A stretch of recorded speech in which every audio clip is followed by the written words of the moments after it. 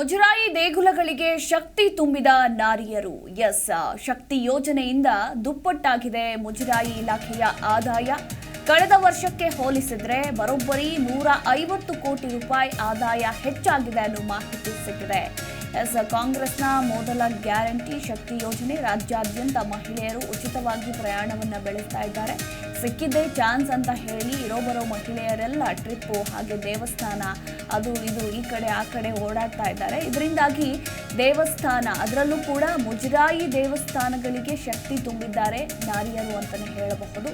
ಬಸ್ಗೆ ಕೊಡುವಂತಹ ದುಡ್ಡನ್ನ ದೇವರ ಹುಂಡಿಯಲ್ಲಿ ಹಾಕಿ ಬರ್ತಾ ಇದ್ದಾರೆ. ಶಕ್ತಿ ಯೋಜನೆಯಿಂದ ಇದೀಗ ಮುಜರಾಯಿ ಆದಾಯ ಕೂಡ ದುಪ್ಪಟ್ಟಾಗಿದೆ. ಅದು ಕೂಡ ಬರೋಬ್ಬರಿ 150 ಕೋಟಿ ಅಂತ ಹೇಳಲಾಗ್ತಾ ಇದೆ. ಕಳೆದ ವರ್ಷಕ್ಕೆ ಹೋಲಿಸಿದ್ರೆ ಈ ಬಾರಿ 150 ಕೋಟಿ ರೂಪಾಯಿ ಆದಾಯ ಹೆಚ್ಚಾಗಿದೆ ಅಂತ ಹೇಳಲಾಗ್ತಾ ಇರುವಂಥದ್ದು. ಶಕ್ತಿ ಯೋಜನೆ ಬಳಿಕ ದೇಗುಲಗಳಿಗೆ ಭಕ್ತ ಸಾಗರ, ಜನಸಾಗರವೇ ಹರಿದು ಬರ್ತಾ ಇದೆ ಅಂತಲೇ ಹೇಳಬಹುದು. ಹೀಗಾಗಿ ದೇಗುಲಗಳ ಆದಾಯ ಕೂಡ ಹೆಚ್ಚಾಗಿದೆ. ಇನ್ನು ಮಾಹಿತಿ ಪ್ರಕಾರ ಕಳೆದ ವರ್ಷಕ್ಕೆ ಹೋಲಿಸಿದ್ರೆ ಈ ವರ್ಷ 150 ಕೋಟಿ ರೂಪಾಯಿ ಆದಾಯ ಹೆಚ್ಚಾಗಿದೆ ಅಂತ ಹೇಳಲಾಗ್ತಾ ಇರುವಂಥದ್ದು. ಇನ್ನು ಬರೋಬ್ಬರಿ 2022ರಲ್ಲಿ ದೇಗುಲಗಳಿಂದ ಸರ್ಕಾರಕ್ಕೆ 230 ಕೋಟಿ ರೂಪಾಯಿ ಆದಾಯ ಬಂದಿತ್ತು.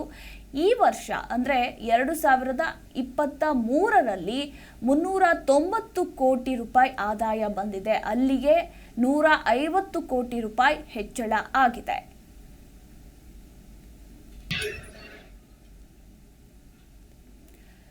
ಇನ್ನು ಒಂದಷ್ಟು ಯಾವ್ಯಾವ ದೇವಾಲಯಗಳು ಅನ್ನೋದನ್ನ ಕೂಡ ನೋಡ್ತಾ ಹೋಗೋಣ.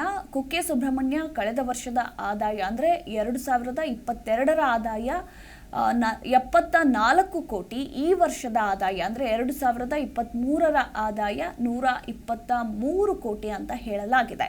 ಇನ್ನು ಕೊಲ್ಲೂರು ಮೂಕಾಂಬಿಕಾ ದೇವಾಲಯದ ಆದಾಯ 2022ರಲ್ಲಿ 31.36 ಕೋಟಿ, 2023ರಲ್ಲಿ 59.47 ಕೋಟಿ ರೂಪಾಯಿ. ಇನ್ನು ಚಾಮುಂಡೇಶ್ವರಿ ದೇಗುಲ ಕಳೆದ ವರ್ಷದ ಆದಾಯ 21.92 ಕೋಟಿ, ಈ ವರ್ಷದ ಆದಾಯ 52.40 ಕೋಟಿ.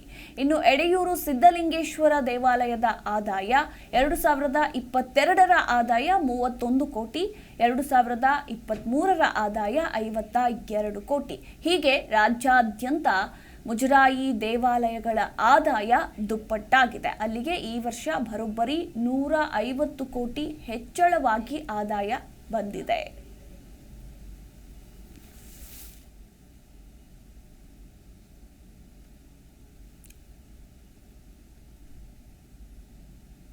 ಇನ್ನು ಘಾಟಿ ಸುಬ್ರಹ್ಮಣ್ಯ ದೇವಸ್ಥಾನದ ಆದಾಯ 2022ರಲ್ಲಿ 7.89 ಕೋಟಿ, 2023ರಲ್ಲಿ 12 ಕೋಟಿ ಅಂತ ಹೇಳಲಾಗಿದೆ. ಇನ್ನು ಬೆಂಗಳೂರು ಬನಶಂಕರಿ ದೇವಾಲಯದ 2022ರ ಆದಾಯ 5.95 ಕೋಟಿ, ಹಾಗೆ 2023ರ ಆದಾಯ 10.58 ಕೋಟಿ ಅಂತ ಹೇಳಲಾಗಿದೆ. ಇನ್ನು ಸವದತ್ತಿ ಯಲ್ಲಮ್ಮ ದೇವಾಲಯದ ಕಳೆದ ವರ್ಷದ ಆದಾಯ 10 ಕೋಟಿ, ಈ ವರ್ಷದ ಆದಾಯ 22 ಕೋಟಿ. ಆಲ್ಮೋಸ್ಟ್ ಎಲ್ಲಾ ದೇವಾಲಯಗಳಲ್ಲೂ ಡಬಲ್ ಆದಾಯ ಹೆಚ್ಚಳವಾಗಿದೆ ಕಂಪೇರ್ ಟು 2022 2023 ಅಂತಾನೆ ಹೇಳಬಹುದು. ಸೊ ಇದೆಲ್ಲದಕ್ಕೂ ಕಾರಣ ಶಕ್ತಿ ಯೋಜನೆ ಅಂತ ಹೇಳಲಾಗ್ತಾ ಇದೆ. ಉಚಿತವಾಗಿ ಬಸ್ ಪ್ರಯಾಣ ಇರೋದ್ರಿಂದ ಭಕ್ತರ ಸಂಖ್ಯೆ ಕೂಡ ಹೆಚ್ಚಾಗಿದೆ. ದೇವಾಲಯಗಳಿಗೆ ಭಕ್ತರ ಸಂಖ್ಯೆ ಹರಿದು ಬರ್ತಾ ಇರೋದ್ರಿಂದ ದೇಗುಲಗಳ ಆದಾಯ ಕೂಡ ಹೆಚ್ಚಾಗಿದೆ. ನಿಮ್ಮ ಜಿ ಕನ್ನಡ ನ್ಯೂಸ್ ಚಾನೆಲ್ ಈಗ Sun direct number 292, U digital number 162, city cable number 51, GTPL number 17, Abhishek cable number 821, rock line telecommunication number 51, Shri Basaveshwara cable number 60, Vinayaka digital number 53 ನೆಟ್ವರ್ಕ್ಗಳಲ್ಲಿ ಲಭ್ಯ.